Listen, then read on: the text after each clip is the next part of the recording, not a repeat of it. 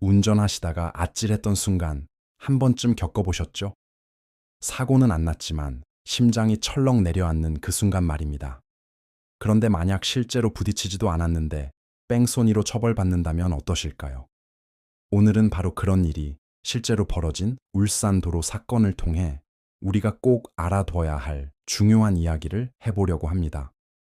끝까지 들으시면 운전할 때 무엇을 절대 놓치면 안 되는지 분명히 느끼실 수 있을 겁니다. 사건은 지난해 8월 오후 울산 동구의 한 도로에서 발생했습니다. 운전자 A씨는 자신의 차량을 운행 중이었고 그 순간 횡단보도를 건너던 공유 킥보드 이용자 B씨와 마주쳤습니다. 여기서 가장 중요한 점은 차량과 사람 사이에 물리적인 충돌, 즉 직접적인 접촉은 전혀 없었다는 사실입니다. 하지만 상황은 결코 가볍지 않았습니다. 당시 A씨는 제한 속도를 넘겨 운전하고 있었습니다. 게다가 신호는 적색이었음에도 불구하고 횡단보도 앞에서 일시 정지를 하지 않은 채 우회전을 시도했죠. 그 과정에서 횡단보도를 건너던 B씨를 뒤늦게 발견했고 놀란 A씨는 급하게 차량을 멈춰 세웠습니다. 바로 이 순간이 사고의 출발점이었습니다. 차량과 직접 부딪히지는 않았지만 바로 눈앞에서 급정거한 차량에 놀란 B씨는 킥보드에서 중심을 잃고 그대로 도로 위로 넘어졌습니다. 이 사고로 인해 B씨는 얼굴에 상처를 입게 됐습니다. A씨는 차에서 내려 B씨에게 다가갔고 물티슈로 얼굴을 닦아주며 상태를 살폈습니다. 겉으로 보기에는 큰 부상이 없어 보였고 A씨는 스스로 별다른 문제가 없다고 판단해서 현장을 떠났습니다. 하지만 사건은 여기서 끝나지 않았습니다. B씨는 이후 병원을 찾았고 검사 결과 늑골골절 등 전치 4주에 해당하는 진단을 받게 됩니다. 이로 인해 A씨는 특정 범죄 가중처벌 등에 관한 법률 위반, 즉 도주치상 혐의로 기소되었습니다. 많은 분들이 이 지점에서 의문을 가지실 겁니다. 아니, 부딪히지도 않았는데 어떻게 뺑소니가 될 수 있느냐는 질문이죠.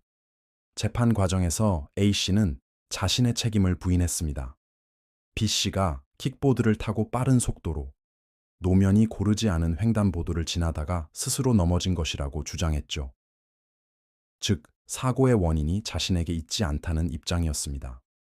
그러나 법원의 판단은 달랐습니다. 재판부는 이 사고의 가장 큰 원인이 A씨의 과속과 신호 위반에 있다고 명확히 봤습니다.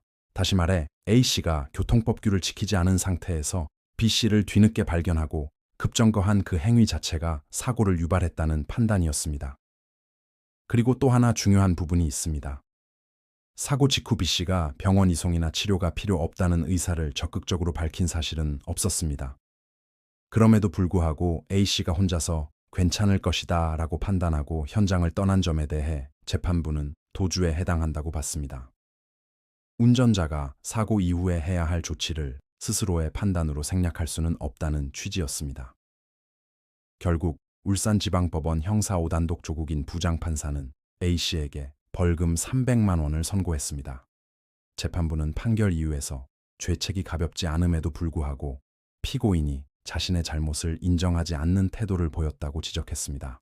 다만 피해자인 B씨에게도 사고 발생에 상당한 책임이 있는 점, 그리고 보험을 통해 피해가 보상될 것으로 보이는 점을 함께 고려해서 형을 정했다고 밝혔습니다. 이 사건이 많은 사람들에게 충격을 주는 이유는 단순합니다. 사고의 기준이 우리가 흔히 생각하는 접촉 여부에만 있지 않다는 점을 분명히 보여주기 때문입니다. 차량과 사람이 직접 부딪히지 않았더라도 운전자의 위법 행위로 인해 상대방이 놀라 넘어지거나 해서 다쳤고 그 상황에서 필요한 조치를 다하지 않고 현장을 떠났다면 법적으로는 뺑소니가 성립할 수 있다는 사실이 확인된 사례였습니다. 여러분, 이 내용을 들으시면서 마음이 좀 무거워지셨을 수도 있습니다. 하지만 바로 이런 사례를 미리 알고 계시는 것이 여러분 자신을 지켜주는 가장 확실한 방법입니다. 혹시라도 비슷한 상황을 마주하게 된다면 상대방이 겉으로 괜찮아 보인다는 이유만으로 섣불리 판단하지 마시고 반드시 연락처를 교환하고 필요하다면 110나 경찰에 신고하는 등 필요한 조치를 취하셔야 합니다. 이 한 번의 선택이 전혀 다른 결과를 만들 수 있습니다.